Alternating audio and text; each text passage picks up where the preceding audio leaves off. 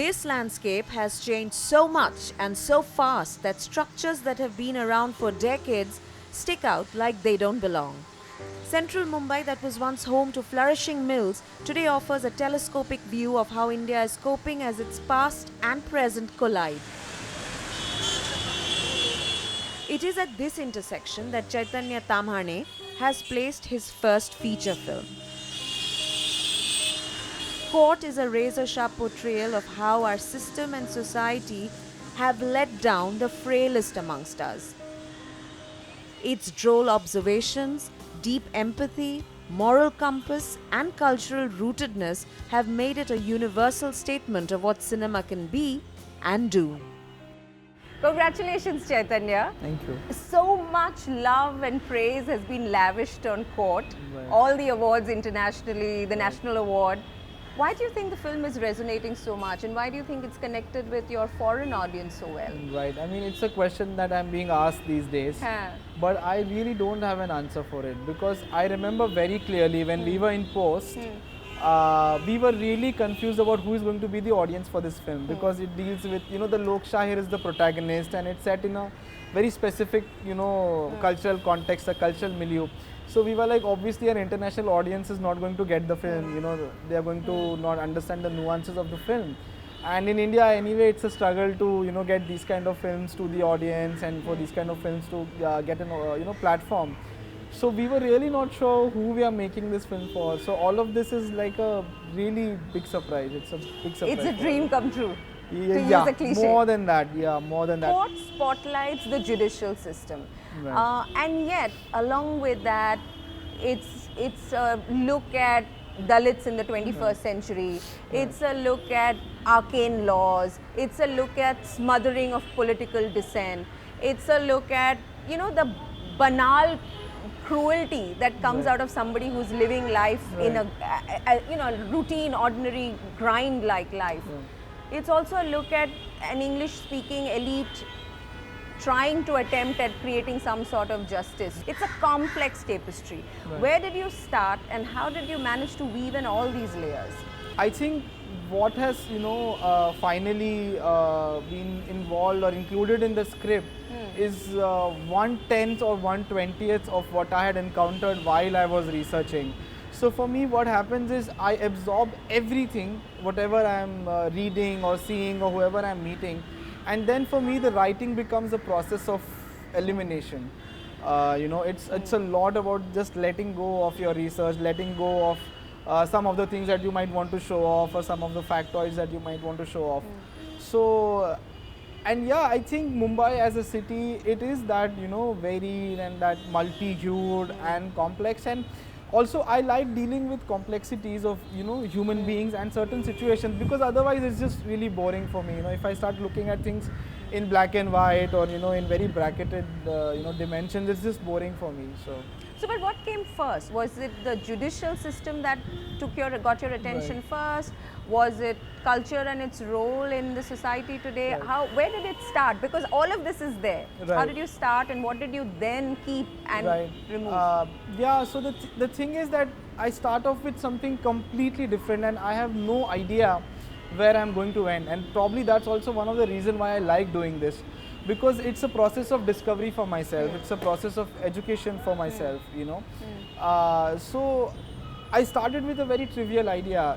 I remember a friend of mine narrating this incident when he had gone to a police station and he wanted a printed document as proof, and the constables could not connect the printer for 2 hours.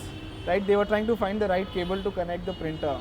So that kind of chaos and that kind of humor in a lower court was what got me excited, because I was watching these courtroom dramas sometime on TV, and I was like, how must it be, in an actual court in Mumbai, in an actual lower court in Mumbai. So you're saying that when you went to Sessions Court, you didn't go there with a half idea or a thought of a story that you wanted to flesh out. You just went out of natural curiosity. Yeah, the thing is that a setting inspires me. It's always like a setting or a profession that inspires me to start doing the research, and from the research, from the observations, the characters and the situations kind of evolve. Yeah. What is the fate of this movie as you would like for it? What is the fate you would like for this movie? Would you want this to how would you want me to get impacted by this movie? To be very honest with you, I don't want to sound rude. I honestly Don't care.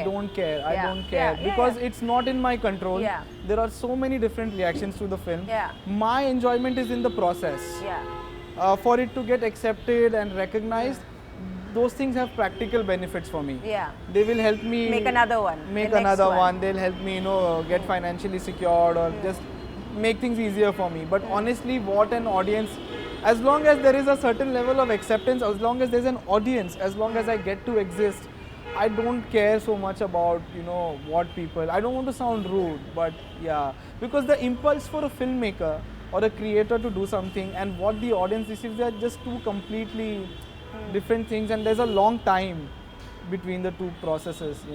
Does it also get accentuated by the fact that we are in a country where the average movie-going audience sees cinema as entertainment, Right. wants cinema to be delivered in a certain framework, in a Right. certain formula also, isn't Right. it? Does that, is that... Not really. I mean, Huh. I'm pretty democratic and global in Huh. not caring about things, because a lot of the international critics, even the ones who've given it glowing reviews, I don't necessarily agree with their interpretation. I actually don't even read the reviews. I just Yeah. read, is it positive, is it negative? I just gloss over the highlights and that's it, because it doesn't really interest me that much about how people are, and some of the interpretation I am surprised with, and some of the things that people have read into it, I find it very amusing actually, and surprising sometimes. So I don't want to sound rude about this, but No, don't be. I don't think you have to apologize for Right.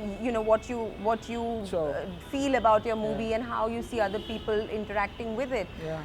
But I'm curious about the confidence. I'm curious about this, almost sort of inward looking, this confidence that's emanating from inside you, Yeah. which allows you not to let other people's standards and interpretations Right. impinge on the way you're looking at things. Right. Where is it coming from? Again, see, it's not 100%. I mean, I would love to be there where it just absolutely stops mattering to me. So tomorrow, if 60% of the audience says that we reject this Yeah. movie or we Yeah. don't care about it, then it will be a problem. So I am not saying that it's 100%. I would love to be there because that will make me completely fearless. Right, but I essentially look at this as a very selfish process for me. It's a very, very selfish process, and it's also a very physical act. It's very directly connected to my gut.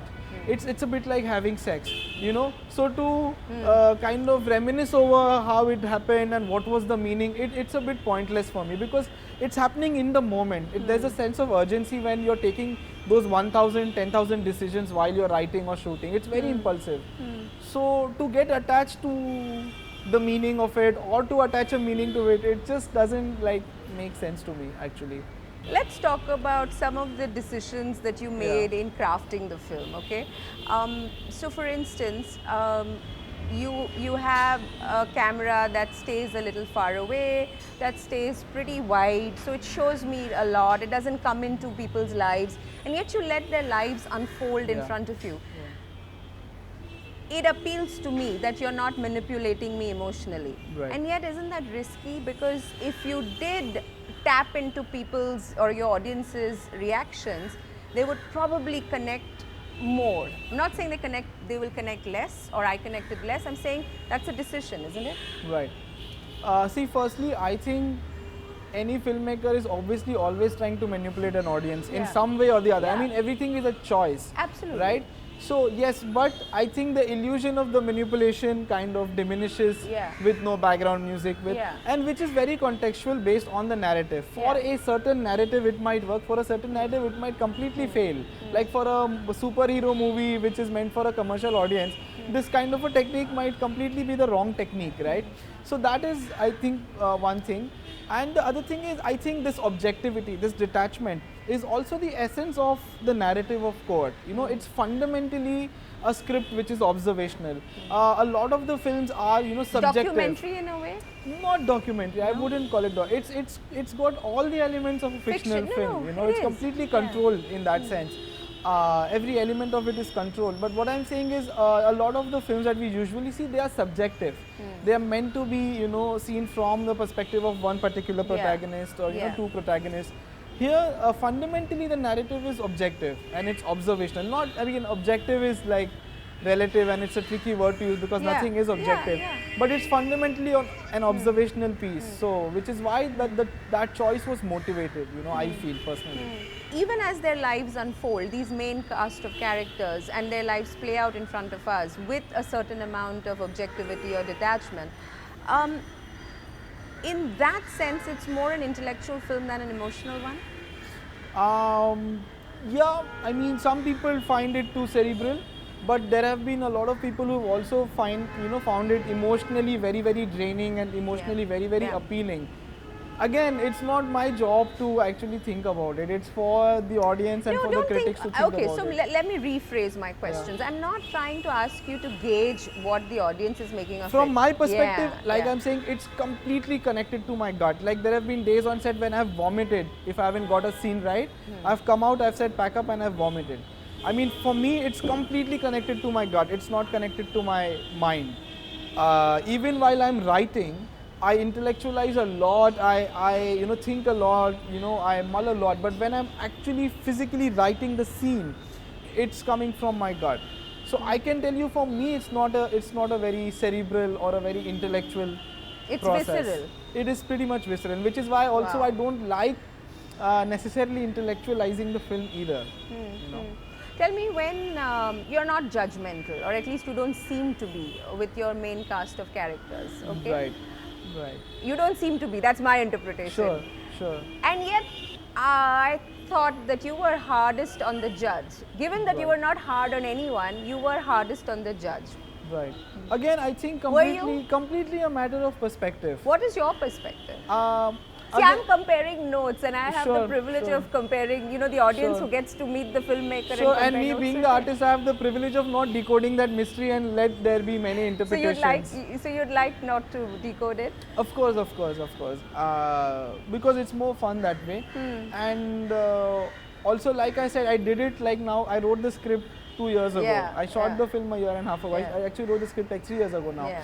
So it's been a while, and again, a lot of the people have seen the judge sequence. A lot of the people look at it as some metaphor about the Indian judiciary and the state of things here. A lot of the people look at it as a comment on the middle class.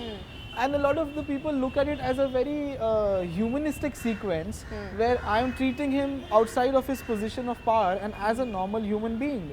So, and I like all these theories and I'm okay with all of them. So, And you won't tell us exactly what prompted yours. I think it's none of these and all of it at the same time. So, I mean, I'm trying to.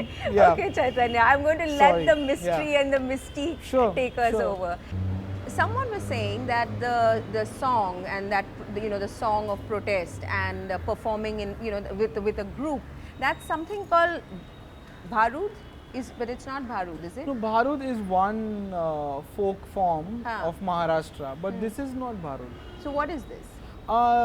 This is what you would call Lok Shahiri, Right. which is being used as a form of dissent. Not Yeah. all Lok Shahirs Yeah. necessarily have to, express dissent or protest, but this particular Lok Shahir is doing that. So, But so it's what I find interesting is that we are living in a time where there is this flattening of a lot of cultural nuance in our daily lives, right? Everything is becoming universal in a sense, Yeah. and at Global the same, village, and of a uniform, sort, and yeah. uniform, Yeah. and so cultural nuances are going Yeah. away.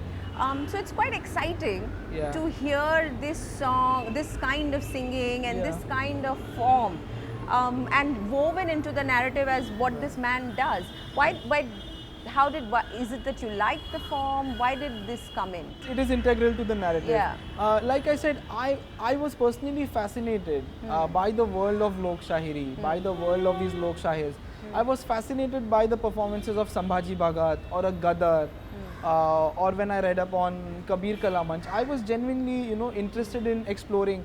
And yeah, maybe there is a sense of, nostalgia involved in the beginning. Maybe there is a sense of exotica involved in the beginning because I come from an insulated middle class family. But of course, when you start going deeper into their worlds and their perspectives, then something else evolves. Your insight changes, your understanding changes, and organically it kind of culminates into an element in the narrative.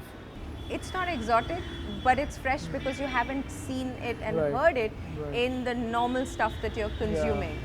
And yet it is so intrinsic to where we are Right. from. No, I think that was also one of my, personal I would call it an indulgence or maybe a pursuit of sort, that I wanted to kind of hold on to a Mumbai that's kind of fading away, or a Mumbai that I had experienced as a child. So if you look at the public prosecutor's world, we went really far Yeah. to recreate a Mumbai of the 90s. We actually hired an entire train, an old train, which are not like running anymore on the tracks, just because, you know, I wanted that memory of my mother traveling in a first class train, because she's a railway employee and I've seen her travel in first class, you know, ladies compartment, the old train. So we got that.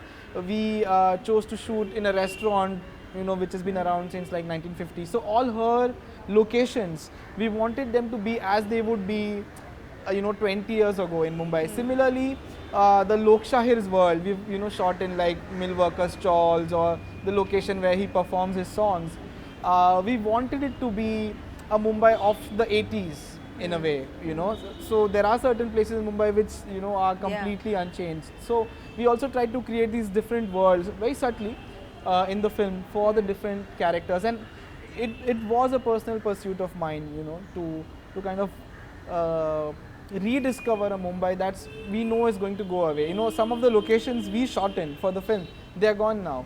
Like a year later, we found out, like, you know, that the chawl has been raised down, or the location is gone, and a mall is coming up there, or a new building is coming up there. So yeah. In fact, we are in the heart of central Mumbai, right? Right. In Lower Parel. This is Right. this used to be where the tracts of mill land existed all around us.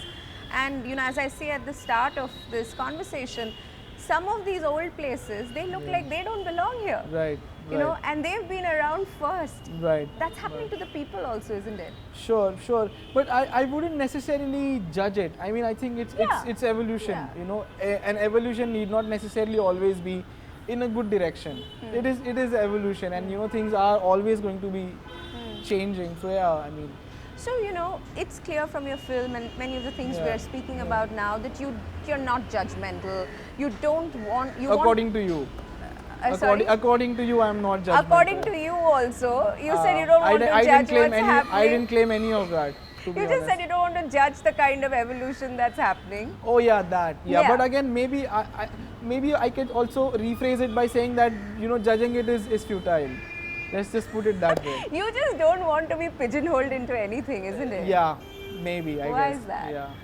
Why is Why that? you- I think also because my own, you know, worldviews and perspectives are constantly Changing, evolving and changing. You know, and Yeah. like I said, I don't want to claim that I am non-judgmental, because I am. You know, I don't want to say I'm apolitical, because I am. But that politics is constantly changing, and I think it's like Howard Zinn says, it's impossible to be static on a moving train.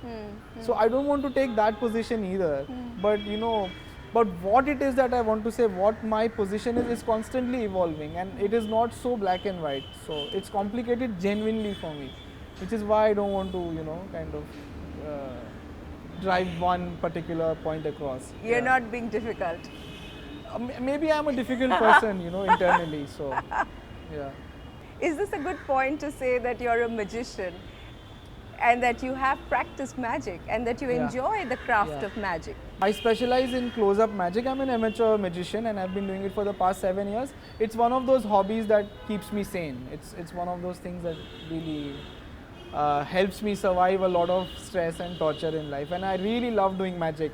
And even though the films that I'm making, they are, you know, they kind of have a limited audience, magic is a medium that reaches across to all kinds of people, and it's a But much more easier way to relate to different people. Yeah.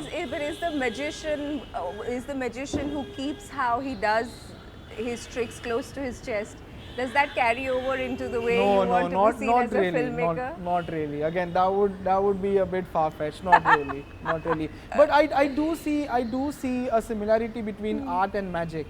I think there is a lack of beauty in decoding both of them.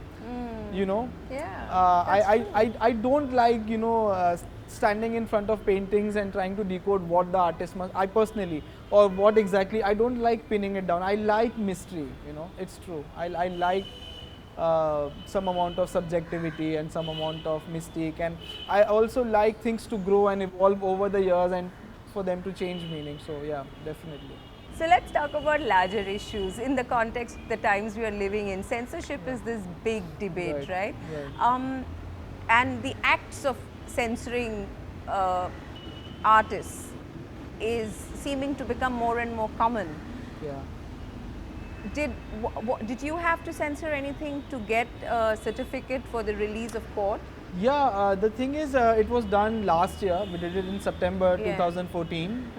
So it was not this censor board that is currently Yeah. in place. But yeah, we were actually worried that this film might just get banned, or they might just ask for certain cuts which might just hamper the narrative completely. Why? What was your fear? Because a lot of people had warned us that it's a sensitive subject, it's a political film, it has a Dalit protagonist, and the judiciary is such a sacrosanct institution, that, and we still are not sure, because even after the release we are expecting a few lawsuits, I must tell you. But we were worried even on a censorship level. And what happened was something quite funny. Actually, they've asked for 2 mutes. They've asked us to mute 2 dialogues, which we were like not expecting at all. Can you tell me what they are? Yeah, I mean, at one point, one of the public prosecutor's colleagues tells her that, you want to see new faces every day, you should become a judge. And the censor board had a problem that she's a woman in uniform, and this guy is saying that she wants to see new faces every day, let's make her a judge. That's offensive. To who? I didn't get it at all. Who did they think it was offensive to? Towards women, towards government officials. We tried to kind of, understand ourselves, and we said it's a joke. So one of the officials said that, we understand it's a joke, but people won't get it. Okay. So that was one thing they asked us to mute. And the other thing is, when the public prosecutor's family is watching a play, at the end, the character says that Amitanchi I mai karu, which is Ma Behan. Yeah. So they have asked us to mute I mai. They said you could either replace the dialogues or you have to mute the dialogues. So now we've muted them in such an obvious manner that it's very clear they've been censored. Because we think it's cheeky and ironic in a way that a film that is dealing with censorship, has these dialogues which are censored. And the problem with the I my dialogue is now it sounds much more offensive. Because it feels like, what has this character said that they have muted it, although it's just like I my. So we asked people around us, should we go to the revision committee, Why didn't you? Because I'm beginning to think you guys, all you film industry walas, and now you're one whether you like it or not. Y'all are cowards, yeah. Y'all have to fight it in the courts, even if the court takes so long. You've got to fight. I'll tell you the logic why we didn't go to a revision committee. Again, nothing against the committee. From what I've heard, they are very liberal, and our point was they have asked for these 2 mutes, which are so Random? so random that it's just fine. Maybe if it goes to a revision committee and there are actual changes which might actually hamper, we don't want to take that risk, So we were like, okay, let's just do it. And yeah, so it's not so much about cowardice, it's about, just taking a practical decision, understanding the situation and the times we are living in, understanding their role, what they are trying to achieve through their body. And also we found it really funny to have these mutes in the film. We thought it's really ironic that in India the film will be censored and the film is talking about censorship. But like I said, we've also been surprised. We've also been surprised that it's this kind of a film and this kind of an atmosphere has won the national award, which is also surprising. So there are some pleasant surprises in store as well. So the gentleman Veera Satidar, who you have cast as Narayan Kamble, in real life, while he's not an actor, he is a performer and he is a Dalit political activist. How did you find him? Because it seems just so perfect for your film, isn't it? Right. I must tell you, actually in real life he's a very different person. I mean, when we saw it, he had black hair, a mustache. He looked like a normal, everyday uncle. I mean, of course, I'd heard that he's this tremendous activist and he's done a lot of work. But when we met him, he had a very simple vibe. But we also saw pictures of him in a white beard and white hair. So we couldn't recognize him. We couldn't believe our eyes that it's the same person. These 2 different photographs. And I actually got to know about him through a lawyer, a very senior lawyer called Susan Abraham, who said that, there is this political activist in Nagpur and you should meet him. And at that point, we were trying to look for actual folk artists, actual lok shahirs who could play the part. But unfortunately, a lot of them were dead. A lot of them were on their deathbed, or some of them were just way too old, or they could sing but they couldn't act, or they could act but they couldn't sing. So we were really, I think 1 month before the shoot, we didn't have our Narayan Kamble, right? And we actually had cast another actor. And 1 month before the shoot, we took a call to kind of replace that actor with Veera Sathidar. I mean, now when people see the film, they're like, it's the most perfect casting, and how else could you have, imagined this character, and who else could have played him? But it was really like, we were in a very tricky situation. Were there any concerns because of the fact that he is a real life political activist and we are living in times where anybody who has any left leaning ideology is pretty much on the radar, is seen as suspect, no? See, I was told our phones are being tapped just because we are talking to somebody, and that's what I was told. We've had, our casting members reporting that, there is some funny surveillance, there is some, funny interruption. I don't know about it. I can't, verify these facts, so I don't necessarily know about this. There was an incident on set when somebody from the ATS had come and said, we are looking for this Naxalwadi from Nagpur who's making a documentary here. And they had to kind of, take Veera in another room and dismantle his cell phone. This has happened. And we've constantly, got these warnings that, the film will get in trouble and you might get in trouble. But nothing really has happened so far. And I think because the film mainly has played at international festivals, and now because of the validation from the government, I think we are safe. I was reading an interview that Veera Sathidar has done, and he says two things there which really interest me. One is he said that when he was called for the auditions, he thought you all were new first-time filmmakers, you all wanted actors for free. Right. Why did Part you of it is true, we are new and first-time filmmakers, yeah. Why did you work with so many amateurs? What gave you the confidence to cast people who are not actors, film actors? Right. Or not even actors necessarily. Most of the people have never acted before, like Veera. He's never, faced the camera before. It was again a very, very deliberate choice because the kind of film it is, it's a very realistic film. So I personally am bored looking at the same faces that I've seen on film or television and because like I said, we wanted to recreate a certain, Mumbai in a way. I just felt that real people, will add a very different kind of a texture to the film. And I'm also inspired by a lot of Asian films, Iranian films, where they have used, non-professional actors to such, with such great beauty. So and yet, this is an independent film. Your one of your lead actors is the producer, Vivek Gombar. I've heard you say that you've sometimes done an average of 30 takes for scenes, and many of these scenes are long scenes. They are in public locations in the city of Mumbai. Must be an expensive film. It is a very expensive film, I must say, because a lot of these things. How an independent film, first-time filmmaker, a subject which is not regular, how do you manage to make a film with this kind of audacity? Right. No, I always joke with Vivek that I've shot this film like a star, as if I'm already a star director. No, and all credit goes to Vivek for that kind of unconditional financial support, because as we were prepping, we realized that this is going to be a very, very expensive film.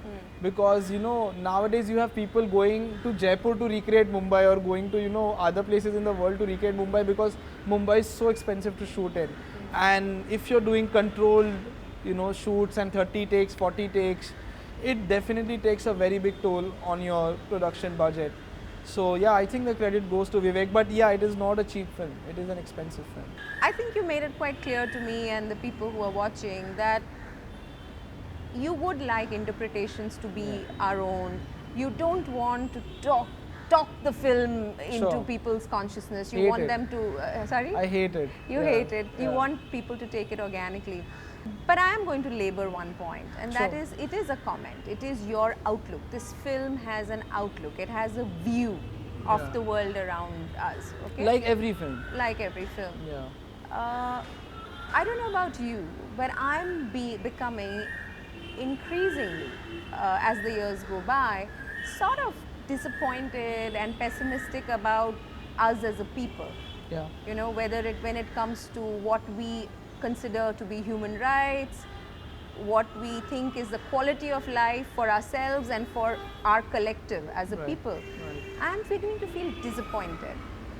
Do you feel disappointed, or are you optimistic? Again, I think it keeps changing. It keeps changing. Like I can tell you, when I was making the film or when I was writing the script, I think there was some amount of anger or some amount of pessimism, but there was then also this very humanistic approach towards these characters, or a slightly more compassionate view towards the people who we think are doing wrong. And then there was also this sense of detachment, of observing the times, of observing the society, and observing certain cause and effect, scenarios. So it does keep changing, and I think it's the same for everybody. Like we can choose to look at the positive side of things, or we can choose to focus on the negatives. It really depends on the context. I mean, if we look at humanity in general, I think from the last few centuries, I think we've come a long way. I mean, so I mean, it depends. It depends on how we You're look at it. 28 years old. Yeah. Are you an optimistic person in general? Not really. No, I am personally, fundamentally, not much of an optimist. Yeah. Well, Chaitanya, I don't know how that will play out for you, Right. but you Yeah. made a wonderful first film. Thank you. I've enjoyed it in terms of what cinema can do, Right. and I've enjoyed it as a story about our times. Right. So thank you very much for making it. Thank you. It's a And pleasure. like I said, I don't know how what the future holds and whether Right. optimism or pessimism will reign. Right. But I think one thing is clear: there'll be magic, and it will be in the movies. Yes, I Thank hope you so. very much. Thank you. All the Thank you best. so much. Thank you for having me.